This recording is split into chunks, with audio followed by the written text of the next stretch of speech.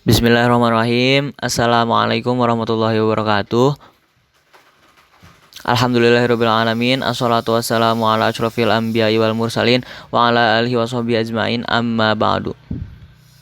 Pertama-tama marilah kita panjatkan puji beserta syukur kepada Allah Subhanahu wa taala, yang mana dengan sifat Rahman Rahimnya kita bisa berkumpul pada hari ini dengan sehat walafiat.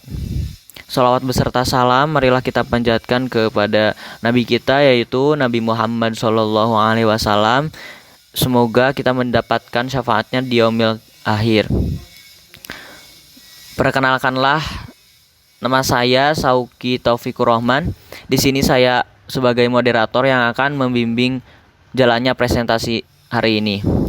Dan adapun topik yang akan kami bahas pada presentasi hari ini yaitu terkait antihipertensi, dan adapun anggota kelompok saya yaitu yang pertama ada Nadia Nabila Ulfa dengan NIM 20111000002, dan saya sendiri Sauki Taufikur Rahman dengan NIM 20111000004. Baik teman-teman, langsung saja kita mulai ke pembahasan ya. Pembahasan pertama akan dibahas atau akan dijelaskan oleh Nadia Nabila Ulfa. Kepada Nadia Nabila Ulfa kami persilahkan.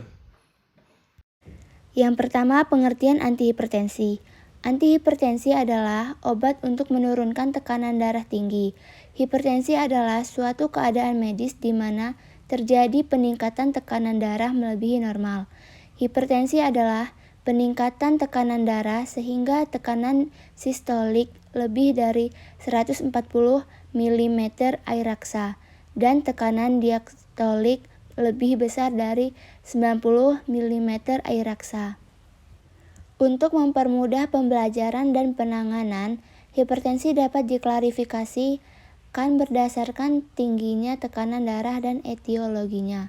Klarifikasi normal, sistol kurang dari 120, diastol kurang dari 80.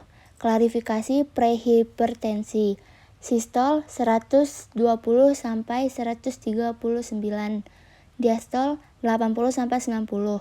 Klarifikasi hipertensi tingkat 1, sistolnya 140 sampai 159, diastolnya 90 sampai 100.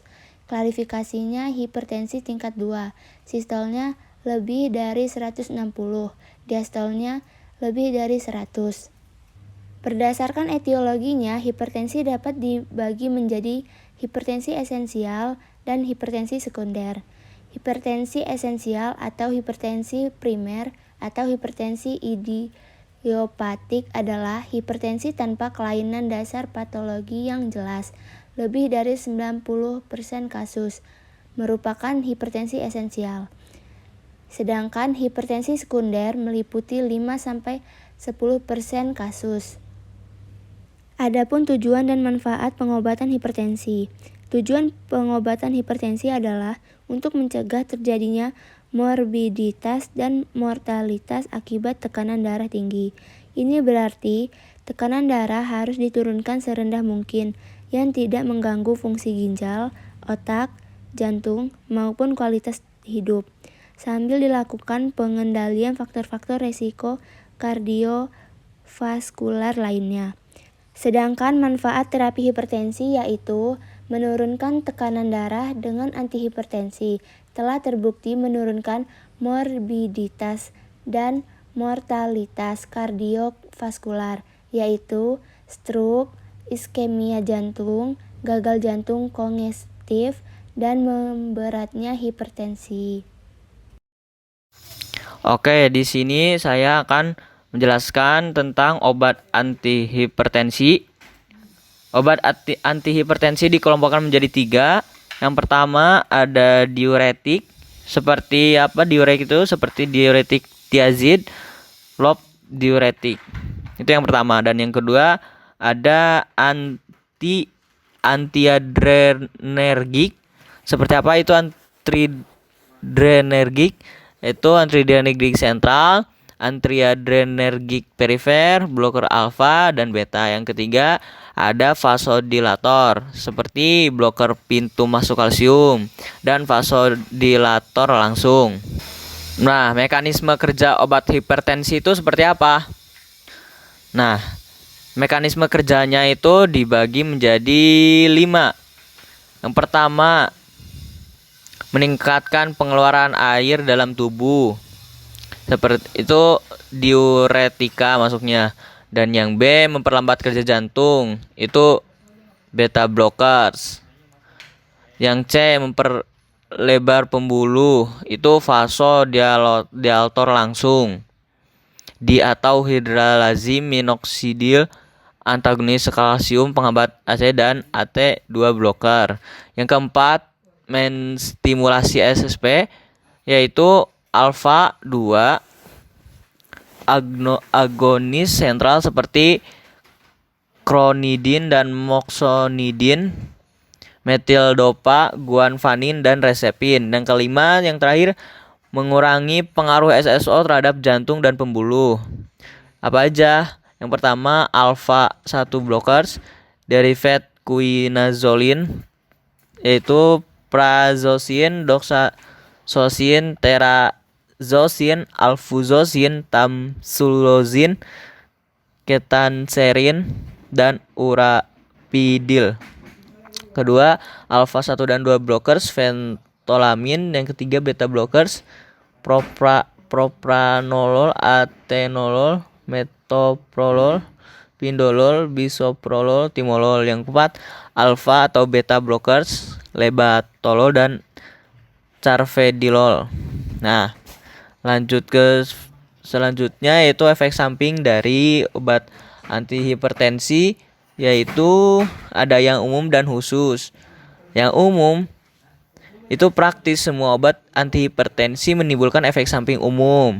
Nah, contohnya seperti hidung mampet, akibat vasodilatasi mukosa dan mulut kering, bradikardia kecuali vasodilator langsung, justru tachycardia, rasa letih dan lesu, gangguan penglihatan dan lambung usus, mual, diare. Itu efek samping dari obat antihipertensi yang umum. Dan yang khusus itu lebih serius. Sejumlah besar efek samping khusus yaitu ada yang pertama ada hipotensi ortostatis, yakni apa itu hipotensi ortostatis, yaitu turunnya TD lebih kuat bila tubuh tegak daripada dalam keadaan berbaring, dapat terjadi pada terutama simpatolitika. Itu efek samping khusus yang pertama, hipotensi ortostatis. Yang kedua, depresi. Nah, ini depresi terutama pada obat-obat yang bekerja sentral, khususnya reserpin dan metildopa. Juga pada beta blockers yang bersifat lipofil, antara lain propranolol, alprenolol dan metoprolol. Yang ketiga, efek samping dari yang khusus yaitu retensi garam dan air.